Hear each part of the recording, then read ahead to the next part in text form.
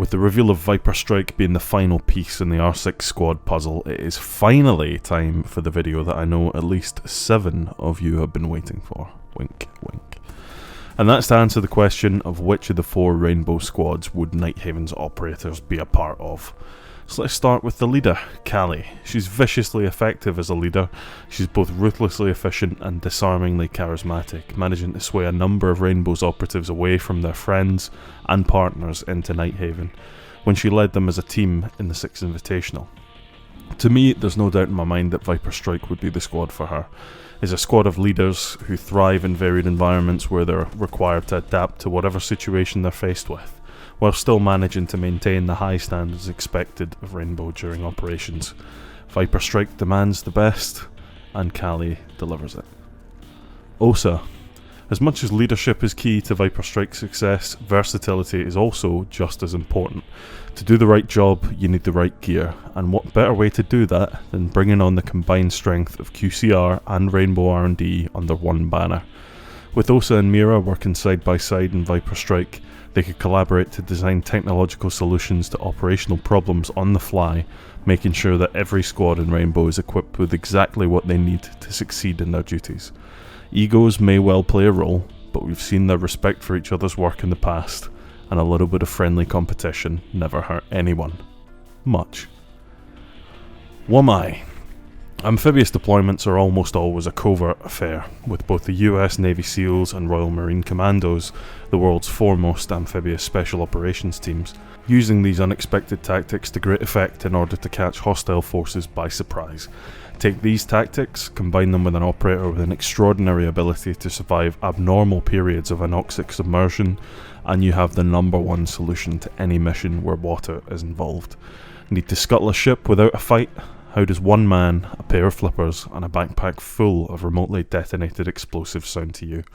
In a word, genius. Ghosteyes is the one for Wamai. Ace. As much as I feel his interestingly energetic personality may clash with the operators of Wolfguard, I still think that it's the right place for Ace.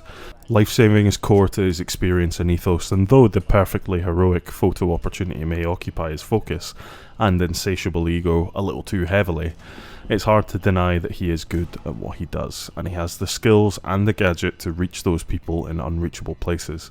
In his own words, there is no chasm too wide, no wall too thick, that will stop me from bringing you home. Aruni. I did initially think that Aruni would fit well into Redhammer due to how closely she's worked with Thermite, who's Redhammer's leader in case you didn't know, in the past. However, based on her skills and how they've been used in the past, I feel she would actually be a better fit in Ghosteyes. She worked to foil numerous bomb plots as both a private detective and a detective with the Royal Thai Police, and is an expert in EOD, explosive ordnance disposal, a skill that's incredibly important in her native Thailand, where there are still a large number of minefields left behind from previous conflicts that still pose a threat to the locals, leaving some areas near impassable. As long as these risks exist, the world needs people like Aruni. Ella. Operation Orange Sky was a joint operation between the Polish Grom and the US Navy SEALs. Working alongside Valkyrie, Ella managed to infiltrate the inner circle of a warlord, managing to sabotage his criminal network with no civilian casualties. Her work in infiltration and disruption was so impressive that it caught Rainbow's attention, so much so that she became the first Rainbow recruit to be sought out by Rainbow itself, rather than the usual process of operators being put up for recruitment by their respective CTUs. Something that's changed since then, but certainly wasn't the norm back in the day. So where does an exceptional intelligence operative belong? Just like the others among Nighthaven who I feel would go the same way, Ella would fit right in with Ghosteyes. Smoke. There's a quote in Smoke's original psychological report that makes my choice of squad for him quite clear. Quote, "He seems to enjoy the havoc and chaos of war." Smoke is a calculated risk taker with some reckless tendencies, but he's an effective and trusted operator who thrives in stressful situations. Add in the fact that his gadget isn't exactly something you would employ when you're trying to be stealthy, and it's clear to me that Redhammer is where Mr. Porter belongs. Finka. Finka's work with nanobots opens her up to a wide range of scenarios. She can enhance an operator's combat effectiveness, treat trauma remotely, keeping wounded operators in the fight for longer, and even treat ongoing medical issues, as we saw with Sam's use of the gadget to treat his arthritis during his first training battle with some members of Rainbow.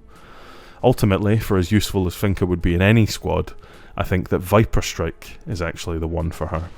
I do appreciate that on the surface it would make sense to have the life-saving gadget on the team focused on exactly that. I also feel that Finka's presence is something that could aid so many operations that having her tied down to a squad like Wolfguard with such a singular focus would be limiting.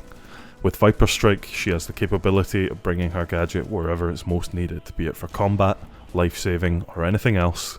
Finka will handle it. IQ. IQ's a tough one to place. Not to take anything away from her impressive prowess in the field as an effective operator, but her prevailing expertise are very much focused on the technological aspects of counter-terrorism work, so my criteria is a bit skewed here. Instead of focusing on fields of expertise, I've put a greater weight on the practical applications of her gadget. All I could think of when I thought about the RED was playing Splinter Cell Chaos Theory and remembering the joy of being shot by someone I couldn't see because I was sticking my head into the proverbial blizzard that was EMF vision. Would Sam have appreciated IQ's signature gadget in his goggles? Absolutely.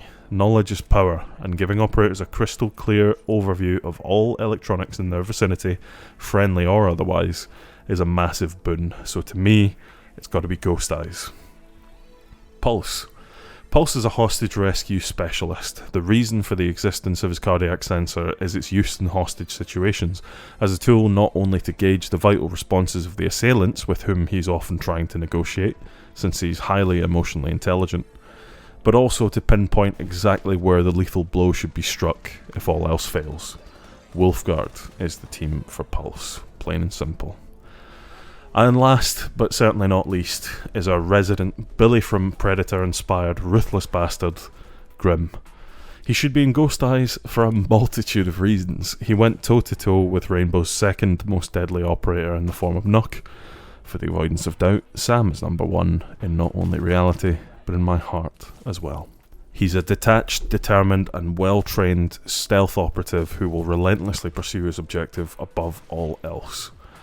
However, I will admit that his gadget maybe isn't the best for covert operations, considering the fact that you're going to be leaving it behind once it's served its purpose. Although maybe the bees can fly home, and I just don't know about it.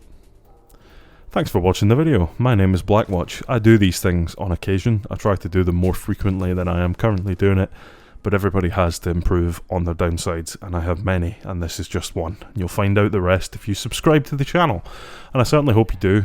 To those who've been waiting for this video for far too long, I do apologise. I'm terrible at actually making things happen, but today it has happened, so I will see you very soon once this blue whale of a video is out the way. And I say blue whale, it's not exactly long. It took a long time for me to finish it because I was running out of motivation.